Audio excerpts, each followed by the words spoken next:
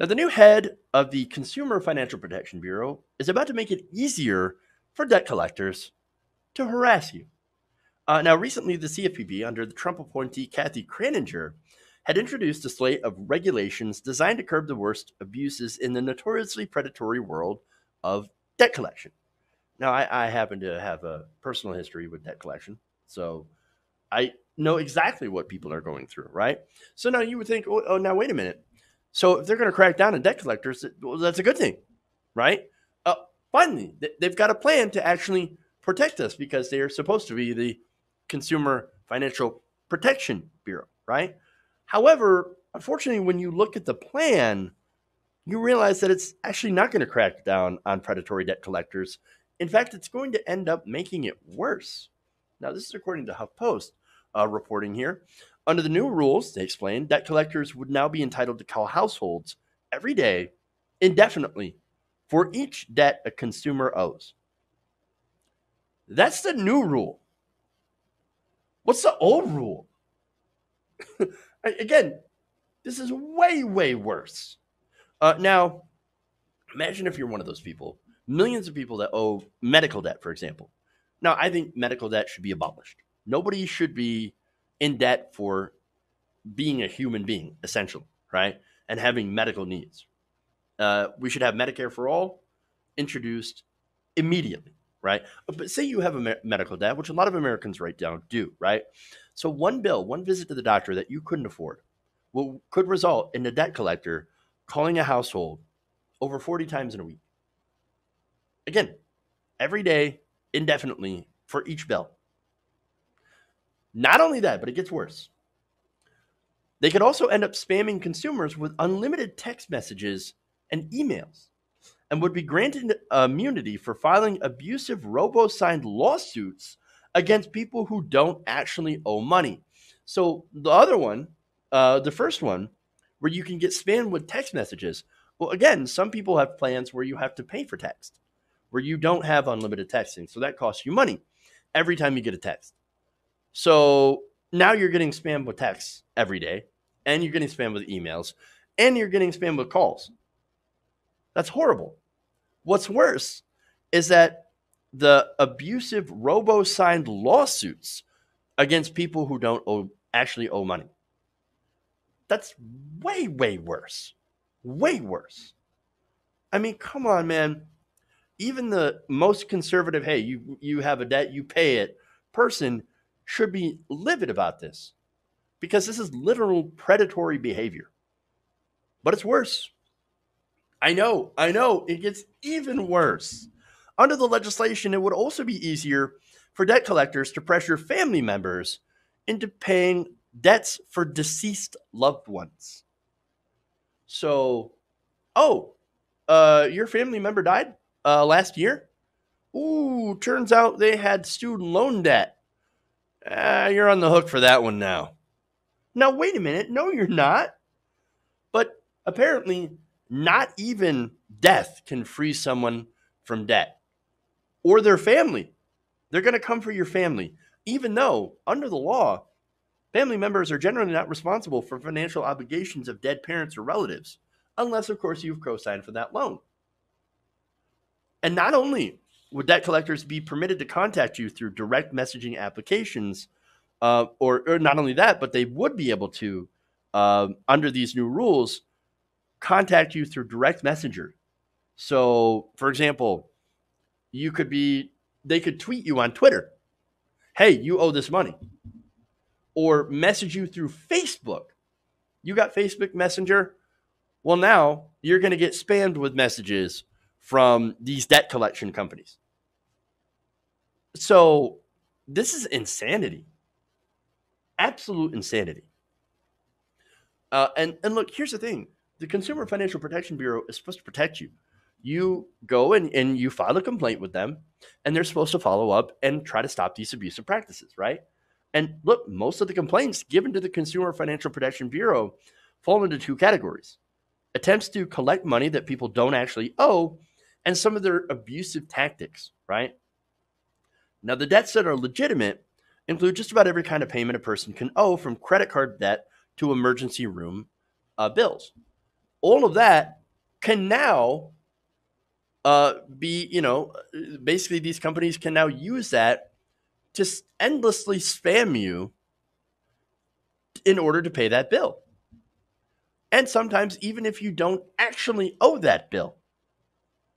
Now, here's some of the things in case that, you didn't think that was bad enough. Remember, some of these tactics are really terrible. In fact, some of the things that people go through by debt collectors are, well, let me give you an example, right? This is from the CFPB, right? One woman reported in 2016 that these debt collectors will sometimes curse at me and tell me that they know I am a woman and that they will have me thrown in jail. Now, remember, debtors' prisons are illegal in this country. You can't say that we're going to throw you in jail for a debt because it's not true. At least they're supposed to be not allowed in America. And there are some circumstances where people end up going to prison for debts. And that's a whole separate conversation, right? Now, another person complained, I've received multiple phone calls within the week threatening me with undefined action and that they will be actively pursuing me at my home and place of employment. Another said they did not provide the name of their company nor information regarding the debt. They have called my sister and have left the same message on her home phone. So these are some of the examples of predatory debt collection practices. 70 million Americans currently deal with debt, whether it be credit card debt or medical debt, etc., right? Or, losing their home, right? Being foreclosed on and having that debt.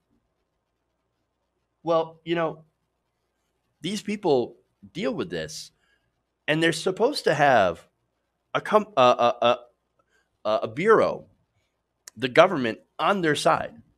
But you can see from these new rules that the government is not on your side when it comes to this. Now, again, I keep saying it gets worse. It gets worse.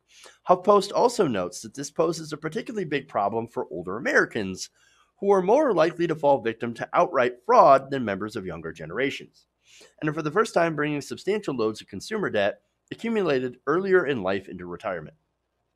The new rules, according to Lauren Saunders, Associate Director of the National Consumer Law Center, said this: they do a lot more to protect abusive debt collectors and consumers.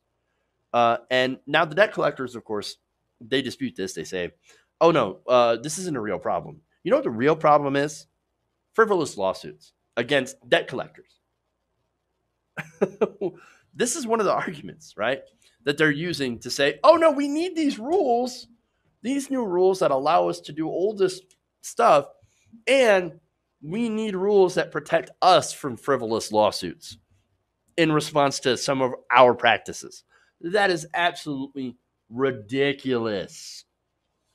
And here's one of the arguments, by the way, that they use to try to justify their position.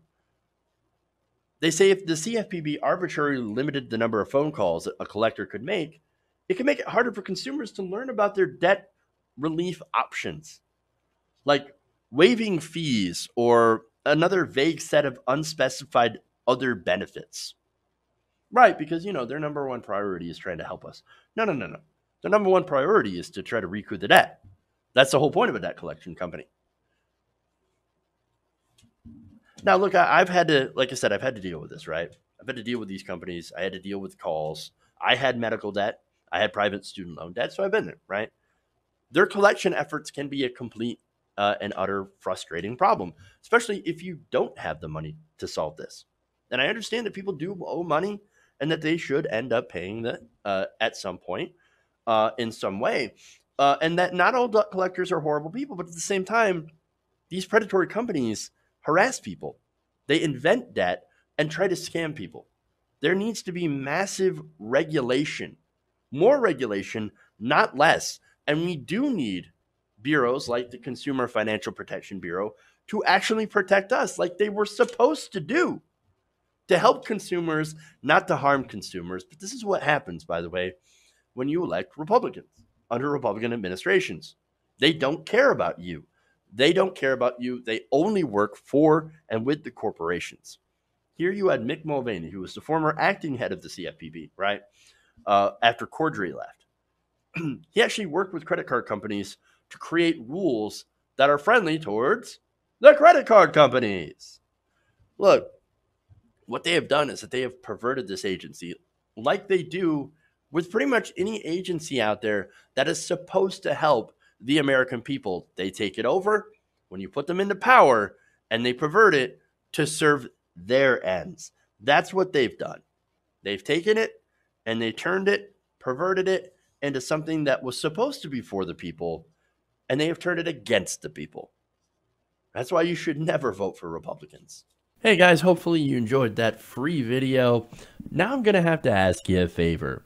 Between the demonetization and the YouTube algorithm messing around with view counts, etc., we're having a hard time adjusting to the new YouTube reality, which is where you guys come in.